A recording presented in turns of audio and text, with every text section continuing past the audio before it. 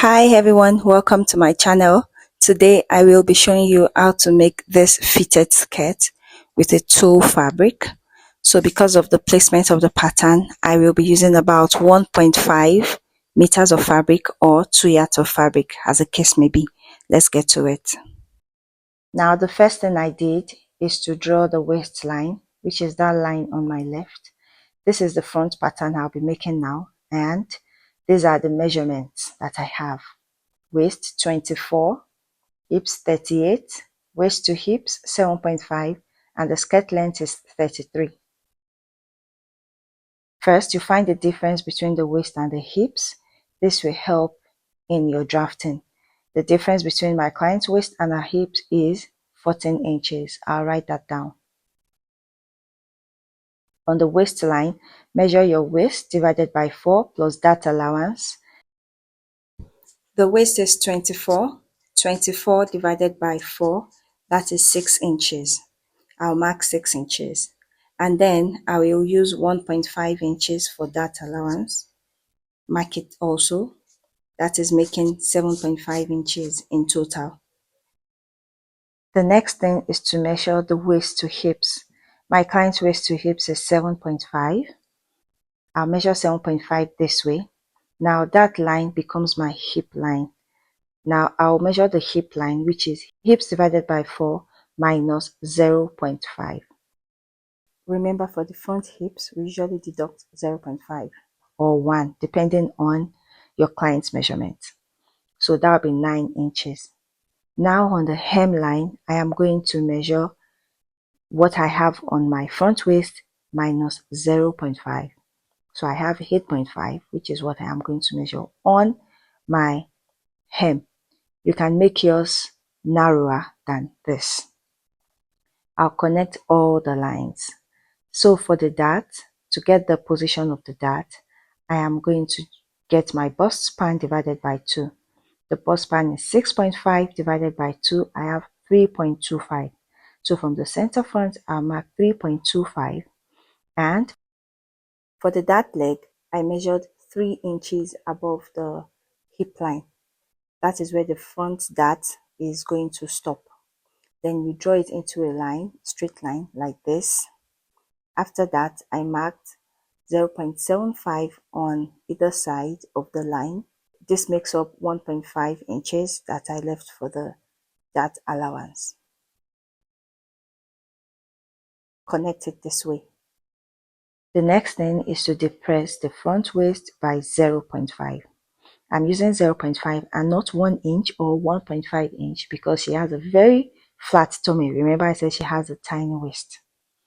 So yeah, this way. Now cut all around like this. Now that I have this pattern, the next pattern to make is the back pattern. For the back pattern, this is my waistline. I've already drawn my 1 inch for the zipper allowance. That is it there. This is the zipper allowance box, the line. So on my waistline, I am going to measure waist divided by 4 plus 1.5 inches dart allowance. And now from the waistline, I will measure the hip line, which is 7.5, like we did for the front. Mark it, draw it into a straight line. And then, remember we found the difference between the waist and the hips, which was 14. So it is worthy of note that if the waist to hips is less than 10, you take in 0.5 into the zipper allowance. If it is greater than 10, you take in 1 inch into the zipper allowance. My client's waist and hip difference is 14 inches, but because I mentioned that she has a very tiny waist and wide hips, not wide butts this time around, that is why I went in by 0.5 inch into the zipper allowance and not 1 inch. Now the back hips measurement on its own is hips divided by 4 plus 0.5 inch. I have 38 inches divided by 4. That's 9.5 plus 0.5, that is 10. So to measure the 10, I'm going to start from 0.5 inch into the zipper allowance, and I'll measure my 10 inches just like this. Now for the measurement of the hem, I deducted 0.5 inch from the hips measurement, and then I marked it at the hem. Connect the lines as shown, the hem to the hips and from the hips to the waist. Now to prevent zipper bulge, here I marked 0.5 inch inward.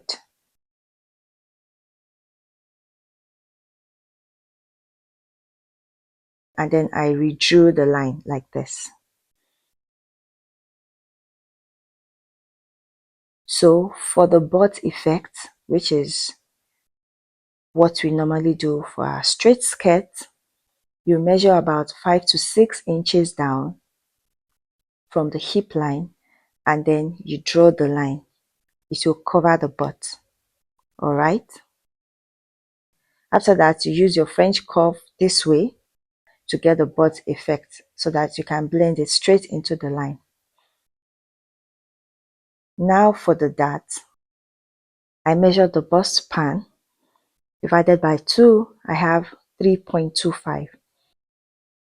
And then to get where the dart will stop, I measured from the hip line 2 inches up. So that is where the dart will stop. And then I drew the dart line into a straight line. So this is 2 inches from the hip line to give us the position where the back dart will stop. So for the dart legs, I used 0.75 inch on both sides. Remember, the dart allowance I added while drafting was 1.5 inches. Now that we have done all this, cut around the pattern just like this.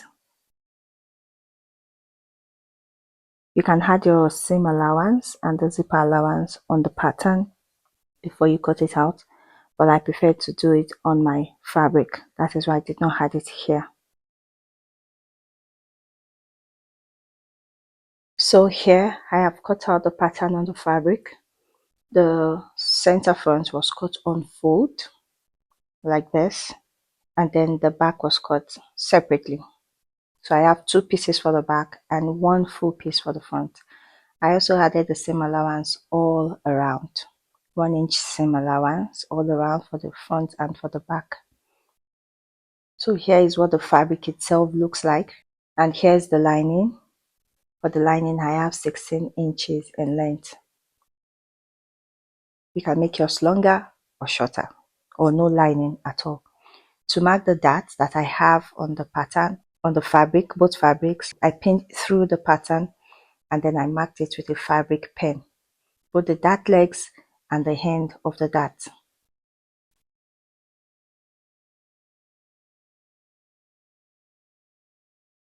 So for the back, I redrew the zipper allowance, which was 1 inch. You can also do this on the pattern before cutting it on the fabric. So I am marking the dart here. I've already used my fabric pen to mark it on the white fabric. I also marked the hip line, the dart line on both the fabric and the lining so that I would not miss it. Remember, we are working with white and we have to be very careful how we go about it so it doesn't get dirty. So the first thing I am going to do here is to take in the dart this way from the dart leg up to the end of the dart. I'll do the same on the fabric and on the lining.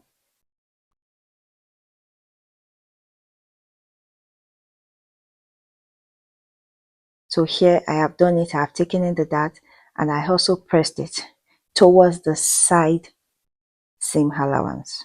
You can see it. So I did for the back and I did for the front. Now looking at this, you see that I have also pressed in the zipper allowance, which is what I usually do whenever I'm making a straight skirt. That's going to help my sewing. So I have taken in the dart allowance on both the main fabric and the lining, and I pressed it towards the seam allowance. So the next thing to do is to place the fabric right side facing, just this way, and then I'll sew with a 1-inch seam allowance from the waist straight down to the hem. I'm also going to do the same thing for the lining. So whatever I do for the lining, whatever I do for the main fabric rather, I do for the lining. The exact same thing. So sew the sides, and here we have it. You can overlock if you have your overlocker. Remember, we're working with a sheer fabric, so I think it is best to use an overlocker for the seams. And if you do not have an overlocker, maybe you can do a French seam to close it up. So now to fix the zipper, I've already ironed the zipper allowance. And here I am marking the end of my zipper. I'm using an invisible zipper here. I have a tutorial on how to fix an invisible zipper. It is very clear. I'll put the link in the description box. So here I am pinning my zipper, the tip of my zipper, to the zipper allowance. And also, to prevent a misalignment while you're sewing your zipper to the zipper allowance, ensure that you mark where you want the zipper to end on the fabric, and also on the zipper itself. You can use a marker or a Sharpie to do that. It really helps a lot when you have your markings done correctly, so that your sewing can come out very well.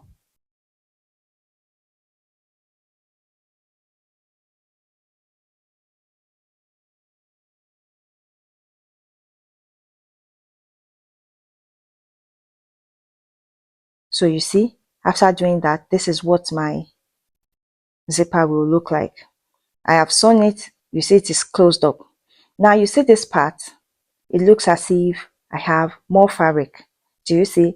That is the butt allowance that we created while drafting the pattern. And it is that excess fabric in quotes that is going to accommodate the butt. Now for the slit. Here I measured about 15 inches from the hem. She wants a very high slit.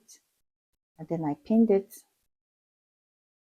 Now to close up the space between the end of the zipper and the opening of the slit, I will start from about 1 inch from above the end of the zipper, and then I'll sew straight down up to where the slit opens.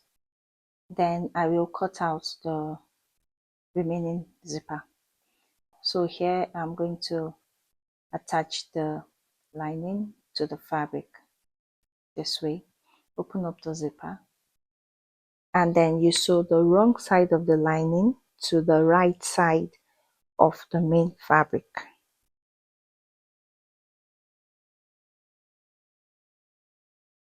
Open up the zipper allowance like this, and you start to pin waist to waist, seam to seam. Always ensure that zipper allowance on the lining to the zipper allowance on the main fabric.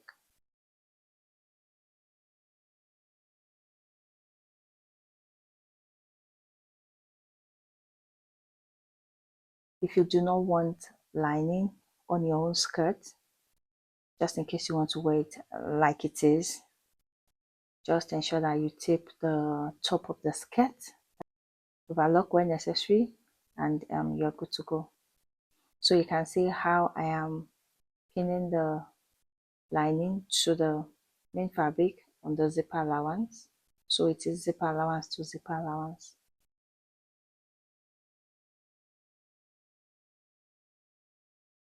After that, I'm going to start sewing.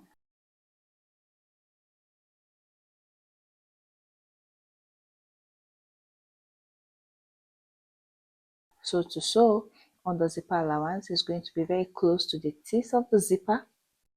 Okay, ensure that when you're sewing this, you're using a zipper foot.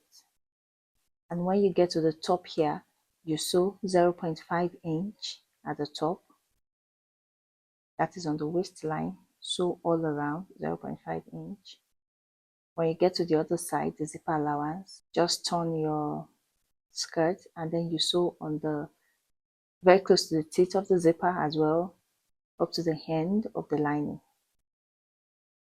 turn it around like this, inside out, and there you have it. This is your skirt.